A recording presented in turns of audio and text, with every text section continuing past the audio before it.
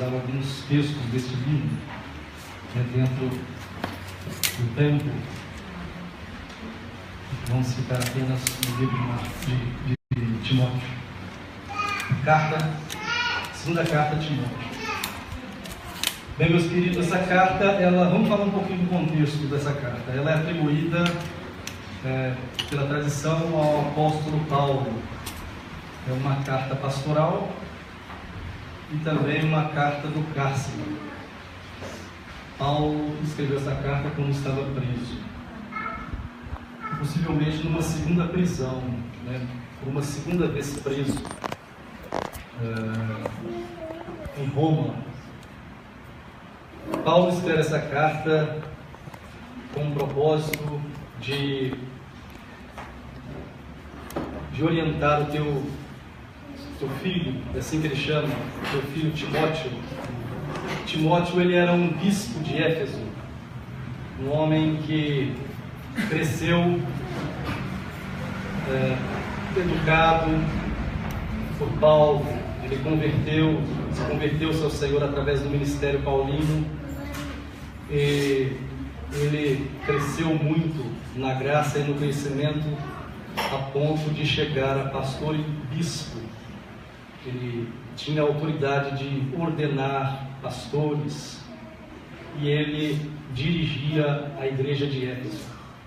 Ele teve o seu ministério muito ligado ao de Paulo, porque eles fizeram várias viagens missionárias e estiveram juntos por muitas vezes. Ele começou a caminhar junto com Paulo naquele momento que os irmãos conhecem lá do registro de Atos, quando o apóstolo Paulo e Barnabé tiveram uma cisão por conta de uma controvérsia relacionada ao João Marcos, João Marcos, provavelmente o evangelista Marcos. Paulo não queria que Marcos continuasse com ele na vida missionária, porque Marcos, tempos atrás, tinha, vamos dizer assim, um português pisado na bola em relação ao ministério missionário. E agora Paulo, então, teve um pensamento diferente em relação a Barnabé, que queria que continuasse com ele. Paulo não quis, então Barnabé e João Marcos foi para um lado do ministério, e Paulo então adotou Timóteo como seu companheiro na vida missionária. E graças a Deus Timóteo cresceu muito, através da vida de Paulo. E tem também um contexto histórico. Paulo estava preso. Paulo estava no fim da carreira dele quando ele escreve essa segunda carta. Ele entendia que ele seria oferecido a Deus por libação, a sua vida, como oferta ao Senhor. Então a gente sabe muito bem que toda vez que existe um registro na palavra do Senhor de alguém que está partindo, a palavra ganha um outro sentido, porque quem está partindo, ele quer falar tudo o que ele precisa dizer. Então essa carta, ela é embebida de toda essa emoção, de todo esse propósito. E a igreja naqueles dias vivia as perseguições dos imperadores de Roma. A Roma perseguia a igreja do Senhor, fazia prisão, fazia mártires, e Paulo agora era a sua vez de se tornar um mártir. Fora esses problemas externos, a igreja também vivia conflitos, porque pessoas se infiltraram na igreja e não se converteram de fato, e essas pessoas passaram a dar trabalho. Existia ali os judaizantes, que eram pessoas que se converteram parcialmente, se é que tem como se converter em parcialidade, e eles defendiam ali que os cristãos não judeus, os cristãos gentios, esses irmãos precisavam passar por todo o processo do judaísmo, inclusive pela circuncisão, as outras observações como questão de alimentos, questão de datas festivas, né? Como as festas de lua e as demais outras festas.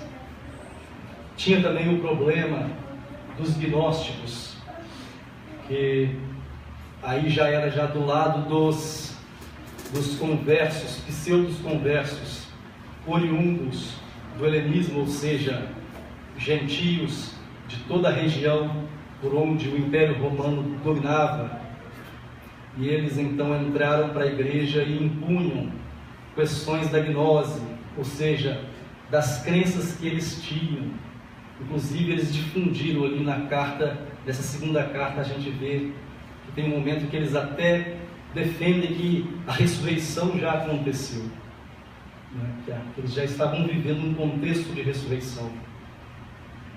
E acabou que isso também trouxe grandes prejuízos para a igreja. Então a igreja tinha problemas internos, com heresias, com pessoas que se levantavam contra, com pessoas que não aceitavam o ministério de Paulo. Por isso que Paulo começa as suas epístolas dizendo: Paulo, o apóstolo de Deus chamado. Ele quer fazer uma apologia do seu chamamento, para dizer que ele era apóstolo, porque existia parte da igreja que não o reconhecia como apóstolo, porque ele não esteve com Jesus desde o princípio. E uma base para o apostolado é aqueles que foram enviados por quem? Enviado por Cristo, né? Ou seja, aqueles que caminharam de perto com Jesus na sua epifania, ou seja, o Verbo encarnado no tempo que esteve na terra. Então essa era uma das prerrogativas, mas Paulo entendia que o chamamento dele era um chamamento fora do tempo, porque ele também teve o seu encontro pessoal com Cristo na estrada de Damasco, quando o Senhor falou com ele. Então, irmãos, este era o contexto, era uma época de dificuldade. E como Timóteo era o pastor da igreja de Éfeso, a gente vê ali na igreja de Éfeso, né, quando Paulo escreve também a carta aos Efésios, a gente vê ali frases interessantes que mostram como era o momento, né, que eles viviam ali, o momento psicológico, o momento emocional, né? E Paulo cita frases como tomar a armadura de Deus, justamente porque era um momento de grande guerra. Ele fala também em Efésios, dominadores deste mundo tenebroso, porque existia, né, uma fase de uma guerra. Ele fala do dia mau, porque estavam vivendo dias maus. E ele fala de dardos inflamados do maligno. Isso tudo está escrito na carta de Éfeso, da igreja que o nosso amado irmão Timóteo, ele presidia ali. O gnosticismo daquela época, depois que entrou na igreja, ele já começou ali colocando duas vertentes perigosas. Uma defendia a licenciosidade, ou seja, eles achavam que a graça de Deus era tão grande que já é suficiente e podemos continuar pecando. Então, existiam ali luxúrias, cobiças, né? Imoralidades. Então tinha esse lado do gnosticismo. E tinha o outro lado, que foi onde os judaizantes apropriaram dele, que era justamente de pegar esses elementos do gnosticismo que parecia com o judaísmo, para reforçar que incircuncisos não podiam participar, né? E eles buscavam elementos do Velho Testamento de uma forma simbólica, né? Fazendo formas alegóricas para que essas pessoas novas conversas precisassem, né, por todo o processo de conversão, primeiro ao judaísmo, para depois o cristianismo, fazendo assim a sua conversão em duas etapas. Então esta era o quadro geral aonde a palavra foi dirigida a esse irmão, nosso amado irmão Timóteo. Bem, meus queridos, nós sabemos também que temos vivido dias maus, dias terríveis, dias de grande rebelião, dias de falta de respeito à autoridade, respeito à família, respeito à moralidade. A gente tem visto, especialmente o nosso país, está uma grande bagunça. São dias muito difíceis. Querendo ou não, alguns ditos cristãos também têm se mostrado muito falíveis e até pecaminosos nesses dias, mostrando que na verdade não têm vivido uma conversão verdadeira. E os dias maus, dias de trevas, dias de grande dúvida, nós precisamos ter um norte, nós precisamos ter algo palpável, algo que nos direciona, algo que nos coloca diante daquilo que é certo. Nós sabemos que Deus é essa pessoa que nos faz isso, Ele nos direciona.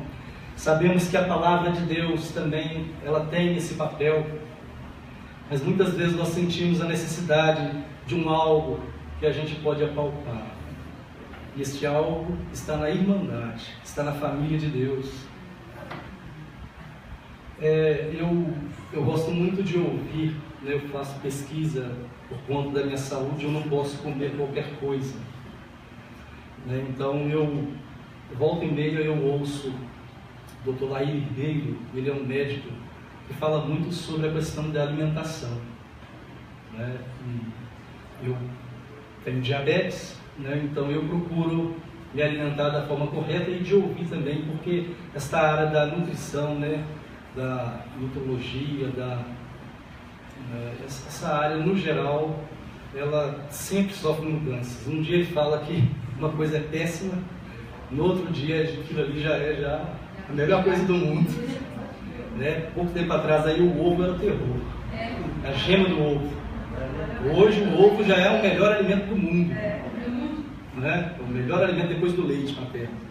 Então, quer dizer, sempre está em mudança, e aí por causa disso eu ouço o Lair Ribeiro, porque ele é uma grande autoridade no assunto. Só que como a gente deixa o YouTube rodando lá e entra no outro, né?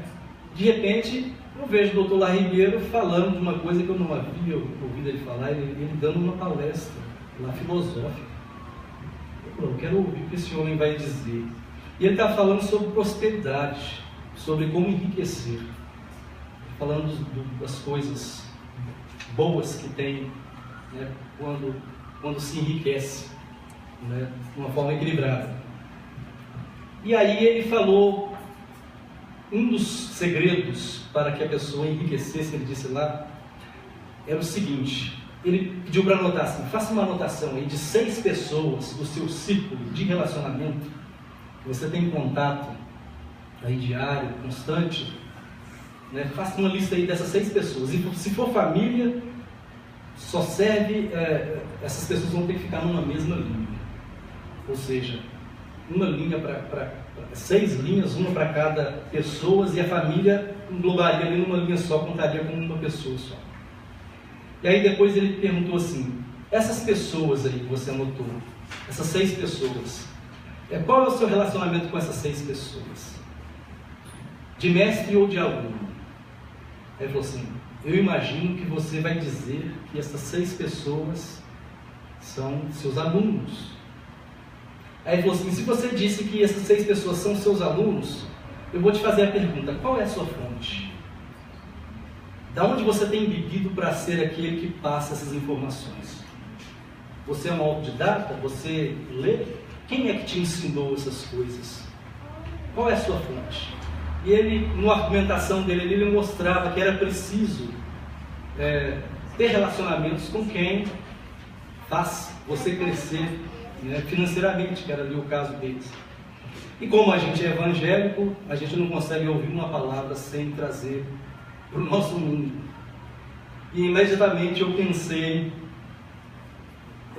eu tentei achar 6 pessoas que estivessem na minha intimidade e perguntei se eles são meus alunos ou se eles são meus mestres, se eu sou discipulador ou se eu sou discípulo.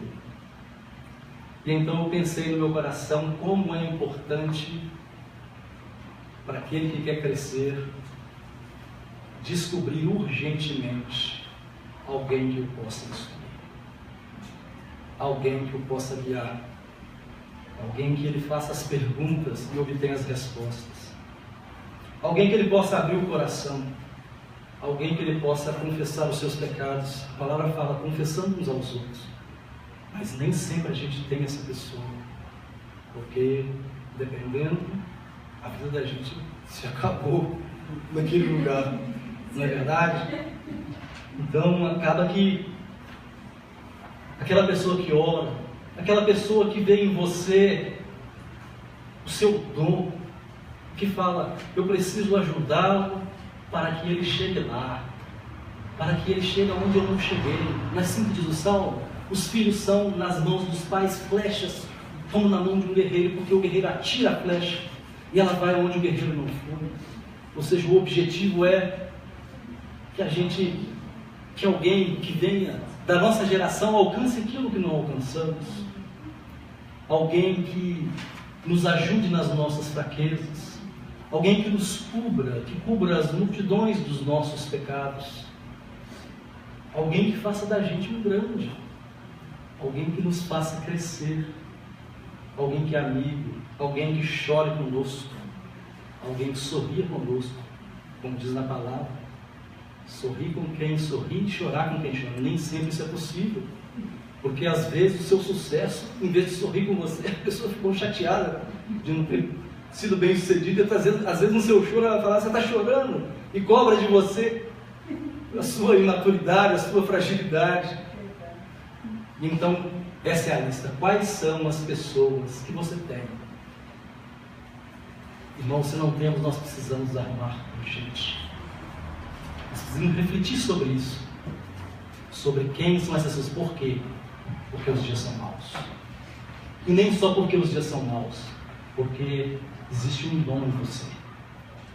Você é uma pessoa projetada por Deus para ter um papel no corpo de Cristo. E eu não posso te podar. Pelo contrário, eu tenho que te ajudar. É interessante quando Paulo fala sobre buscar com zelo os melhores dons. É claro que o que nos vem em primeiro na mente, em relação ao significado que ele diz sobre isso, é de que nós devemos buscar em Deus os melhores dons para que flua, através do seu Santo Espírito em nós, os melhores dons. Mas, embora esse seja o significado original, nós podemos entender aí outros significados. Eu posso entender também o significado de que ao líder cabe buscar no corpo de Cristo os melhores dons para que funcione na área tal. Buscar os melhores dons. Ele olha, ele tem um olho de líder, ele fala, aquele irmão, aquela irmã, esse vai fluir muito bem nesta área. E então ele vai investir nisso. Mas também eu pegaria aí numa terceira fala, buscar com zelo os melhores dons, a eu, na minha necessidade, buscar em Deus, na família, o dom daquele irmão que vai alcançar a minha necessidade. Descobrir em Deus quem é Senhor que tem esse dom e que vai me ajudar na minha caminhada com o Senhor. Se você é músico, quem é a sua referência? Qual é a sua fonte? Da onde você bebe? Se você está na palavra, qual é a sua fonte, meu irmão? Quem é que te inspira? Quem é que te ensina? Quem é aquele que para quando você pergunta aí, o que significa isso? E ele pode te dizer. Irmãos, isso nos coloca numa grande engrenagem, numa roda que precisa fluir, porque é necessário que aprendamos para poder passar. É necessário também que motivemos o giro dessa roda quando chegamos a alguém e pedimos a ele que nos ensine, que nos ajude na nossa caminhada. E assim o reino de Deus, o corpo de Cristo vai fluindo, cada um, a ajuda de cada parte cooperando para o crescimento do corpo de Cristo. A relação de Timóteo com Paulo, de Paulo com Timóteo, foi uma relação que transcendeu aquele aspecto espiritual, entre aspas. Entre aspas, por quê? Porque toda relação boa, mesmo que a alma envolva, ela é espiritual. Porque a partir do momento que somos uma pessoa integral, que tem dimensões espirituais e materiais. Refiro às materiais, o corpo, né, aquilo que você é, e as espirituais, o seu espírito, a sua alma. Nós somos um todo, não somos apenas espírito, não temos apenas uma alma, mas também temos um corpo. Isso é um todo que precisa ser respondido e alcançado por Deus, de forma a ser salvo integralmente. Então, quando eu me relaciono com o meu irmão, mesmo que de forma afetiva, mesmo que a alma esteja ali, não tem problema nenhum. Pelo contrário, Deus quer isso também. Foi o que aconteceu com Davi, o seu amigo Jonatas, que o amou com a sua própria alma. Mas é porque aquele relacionamento ali era uma relação onde a alma estava debaixo daquilo que é vontade de Deus. Então não tem problema quando eu abraço meu irmão, a minha irmã, e esse contato, desde que seja dirigido por Deus, ele é benéfico. Tem dias que a cura não vem por uma palavra, nem pela uma oração, mas vem pelo abraço, pelo olhar, pelo aperto de mão, ou pelo ouvido disposto a nos ouvir, mesmo que não exista uma palavra a se dizer. E Paulo tinha esse relacionamento com Timóteo. Então, meus queridos, vamos aqui discorrer um pouco nas Escrituras, a partir do capítulo 1. Se não der tempo de falar tudo, a gente fala aqui o que é mais importante. Ele diz assim na palavra: Paulo, apóstolo de Cristo Jesus, pela vontade de Deus, de conformidade com a promessa da vida que está em Cristo Jesus, ao amado filho Timóteo, graça, misericórdia e paz, da parte de Deus Pai e Cristo Jesus, nosso Senhor. Então aqui a gente já vê duas coisas que estão relacionadas a aspectos humanos e emocionais, todos eles dirigidos, planejados e estabelecidos por Deus. O primeiro, meu filho, meu amado filho, meu amado e filho. Paulo amava Timóteo. Paulo amava Timóteo.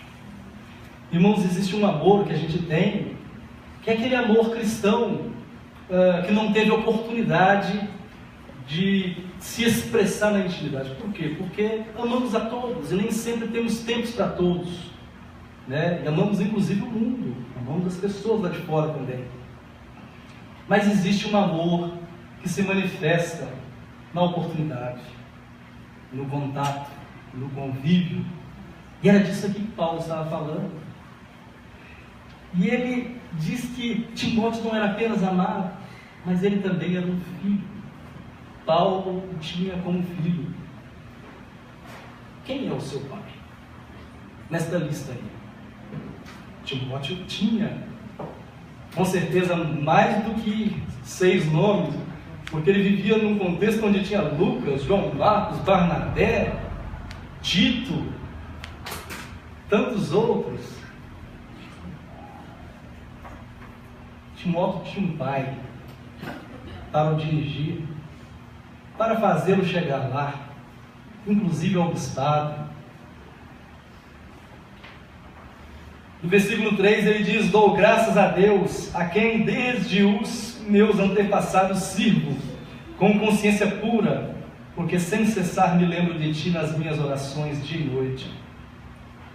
Timóteo mexeu tanto com Paulo, que Paulo lembrava dele nas orações.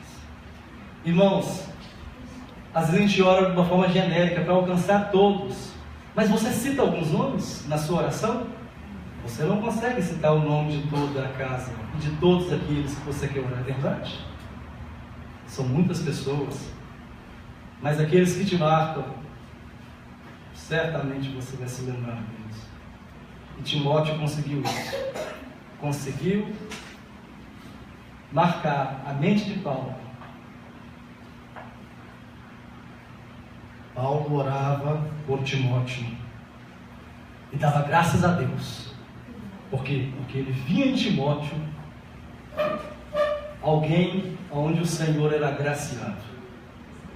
Timóteo, nesse instante aqui, não era um problema para ele. Pelo contrário, era um motivo de louvor a Deus.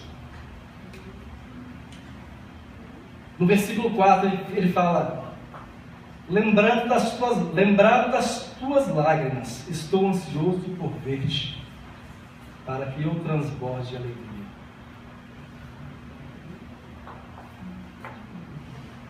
Paulo queria estar alegre porque ele estava preso. Ele precisava de um momento. Ele precisava de alguém que trouxesse ali um dia feliz para ele, porque ele estava preso, sabia que ia morrer, faltava muito pouco. E ele falou: Timóteo, esse aí pode mudar aqui a minha realidade, trazer aqui um dia feliz na minha vida.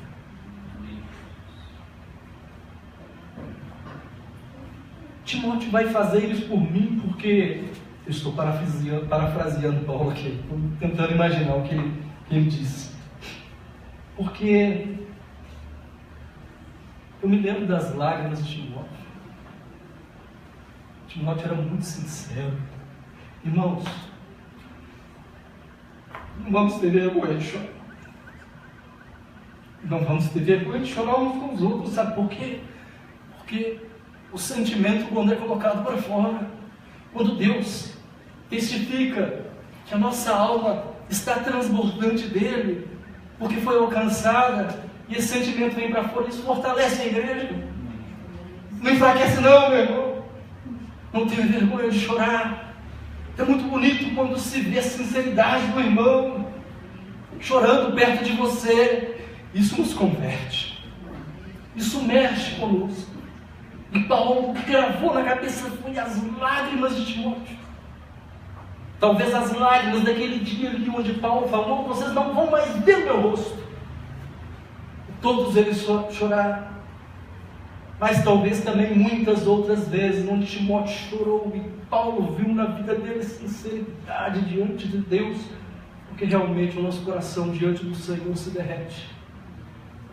Mas não se derrete apenas de uma forma direta quando estamos orando a Deus, louvando, adorando, mas também derrete quando a gente vê a ação do Senhor na vida do nosso irmão. Isso muda a vida da gente. Isso nos alcança. O que Paulo lembrava era justamente isso, e por isso ele fala: eu estou ansioso. Ele tinha ansiedade por ver Timóteo. 5. Pela recordação que guardo da tua fé sem fingimento. Paulo se lembrava disso. Ele lembrava as lágrimas de Timóteo, que estavam ligadas à fé sem fingimento que Timóteo tinha. A mesma que primeiramente habitou em tua avó Loide e em tua mãe Eunice. E eu estou certo de que também em ti. Nem todos temos esse privilégio, né? De ter 3 gerações conversas. Estou vendo aqui João Pedro. João Pedro pode dizer isso. Ele tem pais convertidos. Ele tem uma avó convertida. Ele pode dizer isso. E Paulo falava: a mesma fé que eu conheci na sua avó, na sua mãe, é a mesma que eu estou vendo em você.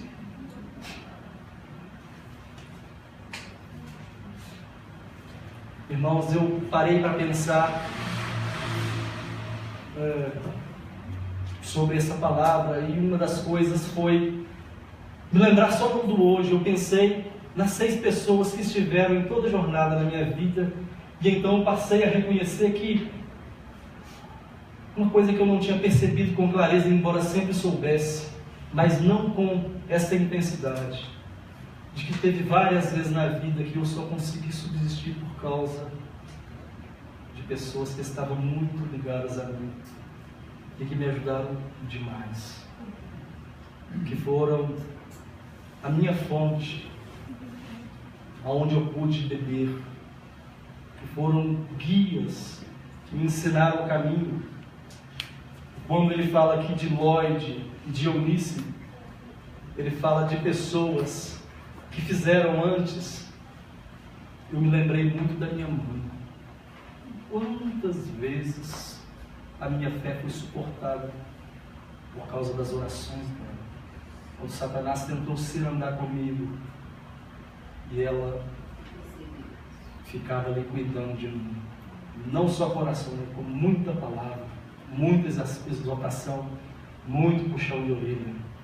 Me lembrei do meu amado irmão pastor Rocha, me lembrei do meu amado irmão pastor Willer, e me lembrei do meu nobre amigo Evandro, que eu conheço desde os 11 anos de idade, desde os meus 10 e ele os 11 dele. E fui pensando de como a minha vida foi poupada e como foi dirigida. Eu fiquei observando detalhes da minha vida, como é que o Senhor me poupou, o Senhor me guardou, o Senhor me ensinou, o Senhor me mostrou através destas pessoas. E eu que pensava que era a minha firmeza com Deus que tinha me sustentado, que era o Deus que sempre sustenta, de fato foi Ele, mas Deus usa muitas coisas, inclusive pessoas. Eu percebi em várias partes da caminhada que foi gente ali que me sustentou. E essas pessoas são o próprio Senhor, porque Cristo é o cabeça e Ele tem um corpo, e essas pessoas estão no corpo, mesmo que na forma triunfante, já com Deus, enquanto estamos aqui na militância, somos militantes, os que se foram são triunfantes, mas estão no mesmo corpo.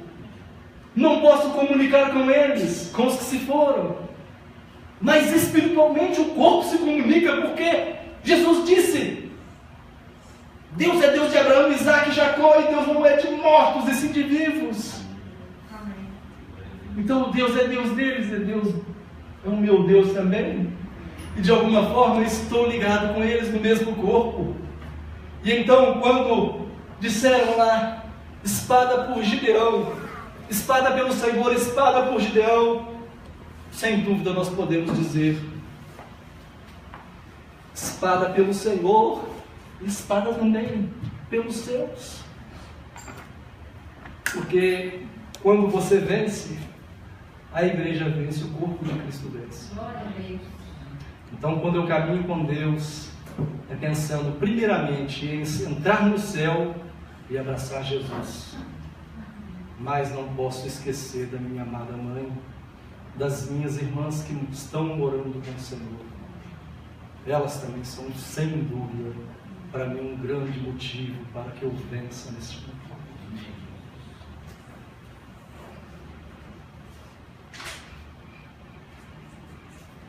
Versículo 8: não te envergonhes, portanto, do testemunho do nosso Senhor, nem do seu encarcerado, que sou eu. Pelo contrário, participa comigo dos sofrimentos a favor do Evangelho, segundo o poder de Deus. Versículo 15: está ciente de que todos os da Ásia me abandonaram. Dentre eles cito Fígelo e Hermógenes. Conceda ao Senhor misericórdia à casa de Onesíforo, porque muitas vezes me deu ânimo e nunca se envergonhou das minhas algemas. Antes, tendo ele chegado a Roma, me procurou solicitamente até me encontrar. O Senhor me conceda naquele dia achar misericórdia da parte do Senhor, e tu sabes melhor do que eu quanto serviço ele me prestou ele em Éfeso. Então, no versículo 8, Paulo faz um pedido a Timóteo: não envergonhe da minha algema. E depois ele cita Onesíforo e mostra que Onesíforo não se envergonhou das algemas de Paulo. Pelo contrário, ele mostra o empenho desse irmão Onesíforo em ajudá-lo em todas as coisas. Irmãos, a algema de Paulo era literal. mas muita gente o abandonou. Quase todos, ele fala todos, né? Ele cita todos, porque ele quis generalizar aqui, que a gente sabe que Onesíforo não o abandonou e nem Lucas, que estava com ele. Mas todos é porque era uma quantidade muito grande, ele esperava pessoas ali o acompanhando, e então eles fugiram. Por quê? Por causa de vergonha. Vergonha do que? Das algemas de Paulo, as suas cadeias literais. Mas o crente de hoje, ele também tem algemas. Muitas vezes a nossa algema, né, para você que é um jovem convertido, talvez sua algema seja não poder expressar em Deus na sua casa, porque a família não é toda convertida. E ali você tem limitações, tem aquilo que te prende, ou perseguição por causa do evangelho, do trabalho, né? Um ímpio ali que está numa hierarquia superior à sua e que te algema, que te maltrata naquele lugar. Mas existe outro tipo de algema também que o cristão infelizmente tem, embora não é da vontade de Deus que tivéssemos, que são algemas, aquelas que nos perseguem, talvez por longo tempo ou não por longo tempo assim, mas que nos prende de servir ao Senhor. Talvez você seja um escravo do pecado, de áreas na sua vida que você já pediu a Deus libertação por muitas vezes, que você não alcançou ainda a libertação. Talvez na sua vida esteja algo que te prenda.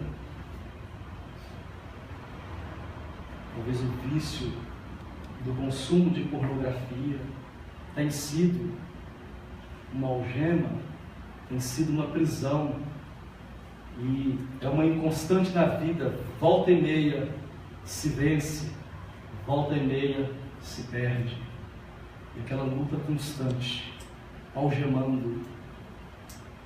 Talvez seja um nervosismo, uma ira, uma falta de controle emocional. Talvez seja uma profunda timidez que te impede de relacionar, que te impede de fluir de Deus. Irmãos, Onesíforo não se envergonhava das algemas de Paulo. Nós precisamos ter na nossa casa pessoas que não se envergonham das algemas, pessoas que nos ouvem, fala: irmão, não se preocupe, vai dar tudo certo. Irmão, eu vou orar por você, o Senhor vai te livrar dessa algema. Mas vamos continuar orando. Talvez a algema seja uma enfermidade incurável, que aprisiona, que maltrata o físico, que te delimita, que te limita. Paulo tinha alguém que não se envergonhava das algemas dele. Nesses dias que são maus, nós precisamos ter vida espiritual bastante para não nos envergonharmos das algemas dos outros, para alcançar as necessidades como ouvinte, como conselheiros, como orantes. No versículo 15 que nós lemos, ele diz que está ciente que todos me abandonaram. Paulo queria mostrar para Timóteo, nessa relação dele, de que abandono é uma realidade que acontece na vida cristã. Nós não podemos ter a ilusão de que sempre nós seremos alcançados, sempre seremos favorecidos, e às vezes a quem não esperamos vai nos abandonar.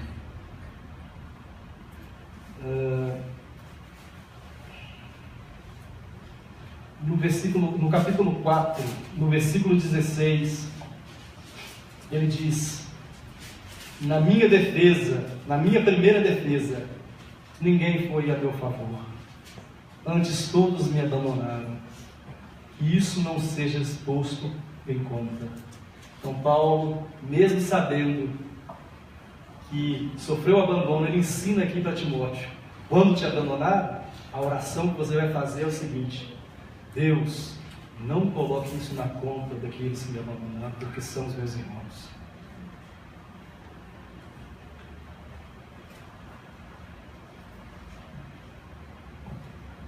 No capítulo 2, no versículo 3, ele diz: participa dos meus sofrimentos como um bom soldado de Cristo.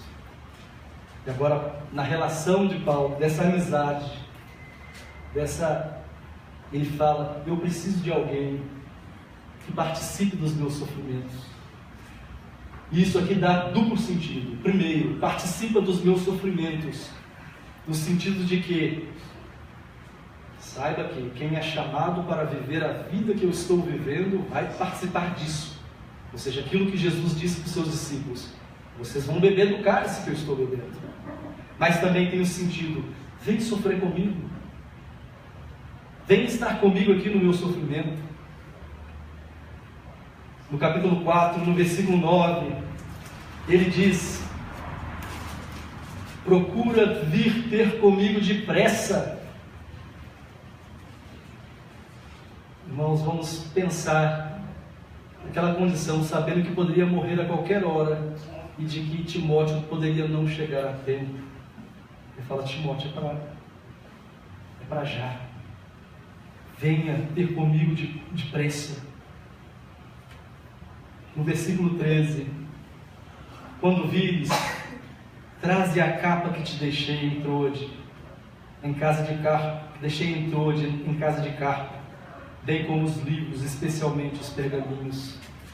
Agora Paulo quer ser cuidado em coisas materiais, coisas relacionadas à sua vida. Ele fala: traz a capa. Irmãos, tem dia que não é oração, tem dia que é a capa.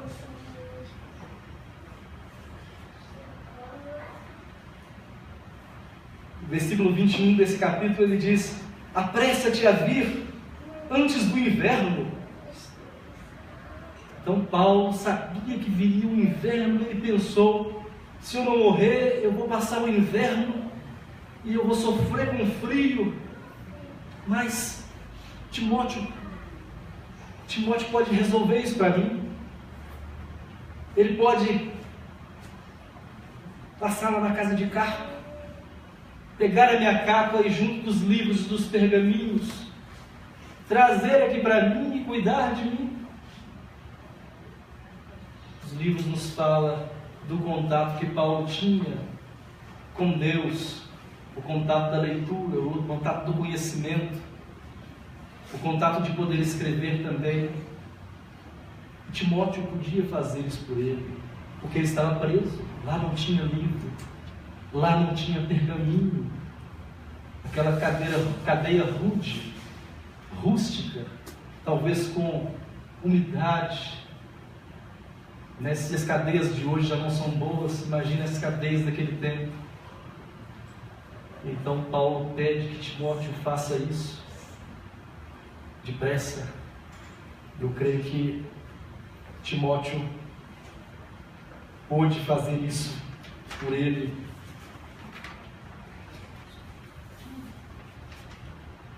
Paulo também cita algumas pessoas que o prejudicaram.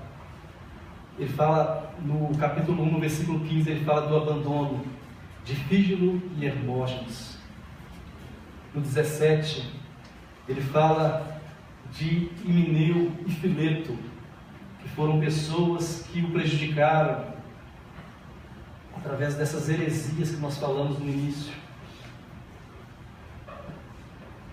No capítulo 4, no verso 10, ele fala de um tal de Demas, que desistiu da caminhada, o abandonou porque amou o presente século.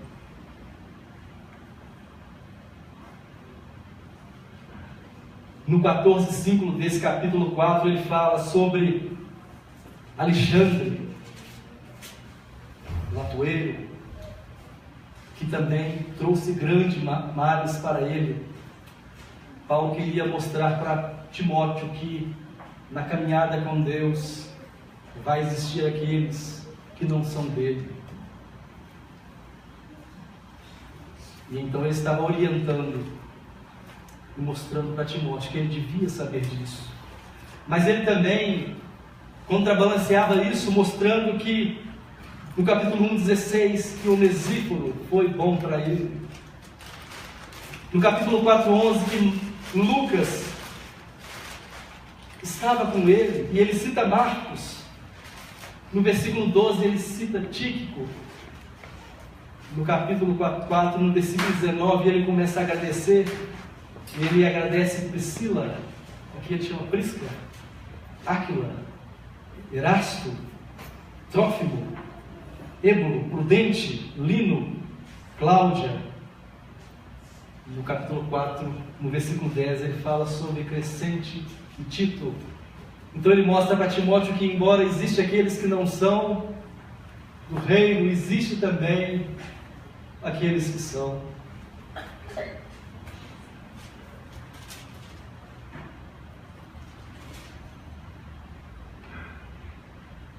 Irmãos,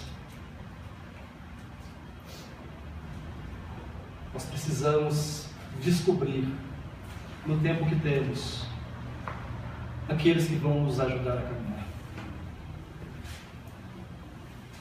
Pense aí nas circunstâncias que você viveu, que você precisou de alguém. Pense aí no dia mau que haverá de vir. Pense se você vai conseguir sozinho. Pensa aquele que pode te ajudar na caminhada. Irmãos, às vezes o Senhor coloca pessoas por um tempo na nossa vida. Nós temos que aprender a absorver. Porque a uns Deus recolhe, a outros Deus leva para outros lugares. Paulo estava sozinho aqui, mas ele fala de Tito, estava em outro lugar, Crescente.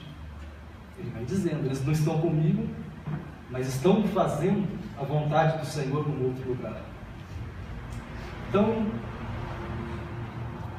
tem aqueles que às vezes vão fazer parte só de uma parte da sua vida, mas o alimento de cada dia ele é importante, porque afinal de contas é ele que nos mantém. Poderíamos dizer assim, mas qual que é o efeito da pregação? Eu nem lembro aqui de alguma pregação. Tem umas que é marcante, tem umas que a gente sempre vai lembrar, e naquele dia nos alcançou de uma forma especial, às vezes não alguma carência, mas tem outras que a gente não lembra mais. Hoje, quantas pregações nós tivemos já nesse ano aqui? E no ano passado? Nós não daríamos conta de lembrar de todas, nem de metade, nem 10% eu dou conta de lembrar, talvez nem 5%. Mas eu também não lembro o que eu comi semana passada, e nem mês passado, e nem lembro no dia, hoje é dia 15, 16? Nem lembro do dia 16 deste mês de setembro do ano passado, o que foi que eu comi. Mas certamente aquela comida me sustentou até o dia seguinte, e a do dia seguinte me manteve para o outro. E hoje eu estou aqui porque todos esses alimentos me mantiveram. Não importa se eu lembro, de alguma maneira eles fazem parte do meu corpo, se tornaram aquilo que sou eu, porque a gente é aquilo que alimenta. Assim também são as palavras. A gente não lembra, mas nos mantiveram firmes no Senhor. E assim também talvez sejam pessoas que nós não lembraremos mais, mas que foram importantes para nós, para nos sustentar. Então, meus queridos, fechando a palavra, vamos comungar de fato. Mas não se limite não. Nós não somos anjos. Os anjos são aqueles que só vivem em dimensões espirituais. Todo aquele que se acha anjo quebra a cara, porque tem um momento que ele manifesta um lado carnal. E aí ele tem uma grande decepção. Porque ele pensa, não, eu consegui um mês ser certinho, mas agora, hoje eu pisei na bola. Estou com vergonha de Deus, estou com vergonha da igreja, estou com vergonha dos meus irmãos. Por quê? Porque caiu, a queda dele foi muito grande. Na verdade, não foi uma queda muito grande. Na cabeça da pessoa foi grande, porque ele se achava um anjo. E de repente, um anjo, ele cometeu o pecado como mundano. Então, ele caiu demais. Na verdade, ele sempre foi um homem. Irmãos, no dia que nós pecamos, é verdade, a gente tem que ficar triste. Até mesmo porque a tristeza, segundo Deus, esse tipo de tristeza produz arrependimento, é assim que diz a palavra. Mas eu também não posso decepcionar comigo ao ponto. Pelo contrário, eu tenho que chegar diante de Deus e falar: Deus, eu pequei, mas é isso mesmo que eu sou. Ontem eu estava bem, mas eu era exatamente isso aqui. Eu sou isso mesmo, um barro. Porque quando achamos que somos anjos, a gente tem a tendência de pairar assim na nossa mentalidade, uma mentalidade angelical. E os anjos atravessam a parede, a gente não pode correr e tentar atravessar uma parede não, porque a gente não vai conseguir atravessar. Então, meus irmãos, o que o homem tem? O que a mulher tem? O que nós temos como irmandade?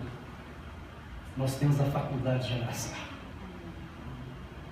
Nós temos a faculdade de sorrir, de chorar, de dizer que estamos com saudade, de dizer: bem depressa, porque eu estou precisando de uma capa.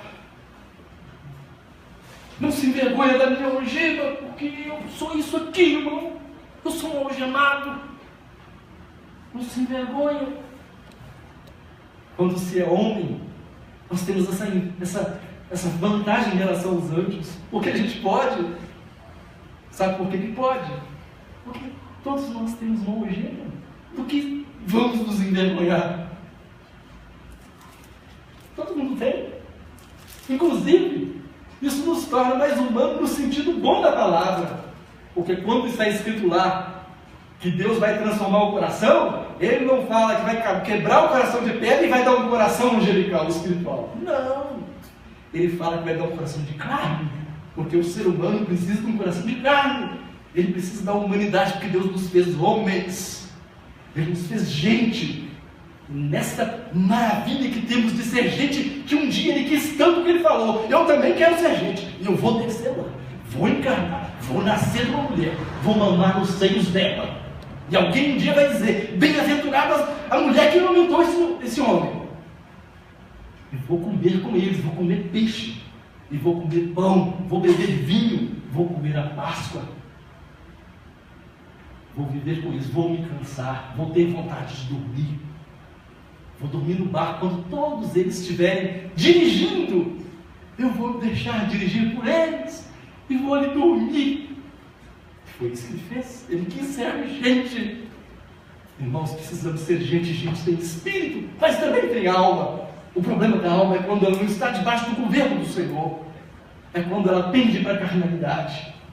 Mas quando ela pende para a espiritualidade, ela não vai deixar de ser alma. Pelo contrário, ela é uma alma dirigida por Deus, é a humanidade.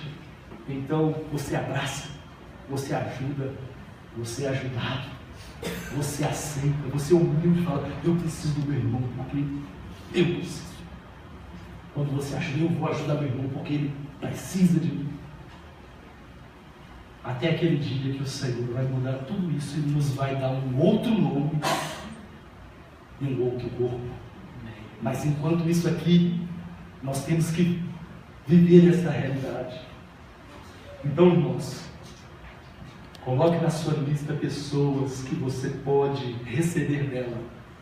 E coloque pessoas também que você vai transmitir. Porque é assim que funciona. Recebendo e dando. De graça recebendo e de graça dando. Aprendendo e ensinando. Mas sempre sendo gente. Ninguém aguenta uma igreja onde não tem gente. Ninguém fica num lugar onde não tem gente. Por quê? Porque somos gente. Porque somos pessoa. E o Senhor nos chamou para relacionar espiritualmente, sendo gente. Não confunda carnalidade com humanidade. Não confundamos carnalidade com humanidade. E não confundamos espiritualidade com capacidade de deixar de ser humano. Não existe isso. Pelo contrário, quando o crente é espiritual, é o momento que ele é mais humano. O ápice de Cristo, né? Tanto é que chama lá plenitude do tempo. Por isso que ele vai ser exaltado. Quando diz o Apocalipse lá, digno do Cordeiro de ser exaltado, é porque ele era Cordeiro. E a faculdade tem que ser Cordeiro culminou justamente na sua encarnação. Se ele não tivesse sido gente, ele não tinha morrido. Se não tivesse morrido, não era Cordeiro. Se não fosse Cordeiro, não era digno de ser exaltado como Cordeiro. Seria exaltado como Deus, obviamente, porque o céu já o exaltava desde a fundação do tempo. Mas também, os céus também conheciam isso, porque também ele foi imolado antes da fundação do tempo. Então, os anjos ali já sabiam que ele era o Cordeiro de Deus. Então, meus amados, vamos viver essa vida sendo pessoas de Deus, sendo humanidade do Senhor, abraçando, ouvindo, comprando presente, dando, agradecendo quando se recebe, abraçando. Teve liberdade de beijar? Beija. Irmãos, eu não estou falando aqui de carnalidade não, viu? Aquilo que é carnal, né? Se a pessoa tem na sua vida uma tendência à carnalidade, de contato, então o seu contato vai ser mais formal. Mas se para você não é nenhum problema abraçar seu irmão, se ele te deu liberdade para isso, né? Porque também preciso entender isso aí. Cada pessoa é uma. Tem gente que gosta, tem gente que não gosta, tem gente que gosta, mas é tímido. Aí vamos respeitar cada um. Mas se te foi facultado isso, de alguma maneira, seja com abraço, seja com beijo, seja com um sorriso, seja com... De alguma maneira nós vamos alcançar um ao outro. Porque o Senhor quer buscar a sua igreja, sem ruga, sem mácula. E é uma igreja que aperfeiçoou uns aos outros, porque teve a revelação de, no seu tempo, aproveitar a irmandade daquilo que Deus nos concedeu. E nem sempre teremos os nossos irmãos, então vamos aproveitar. Amém? Amém.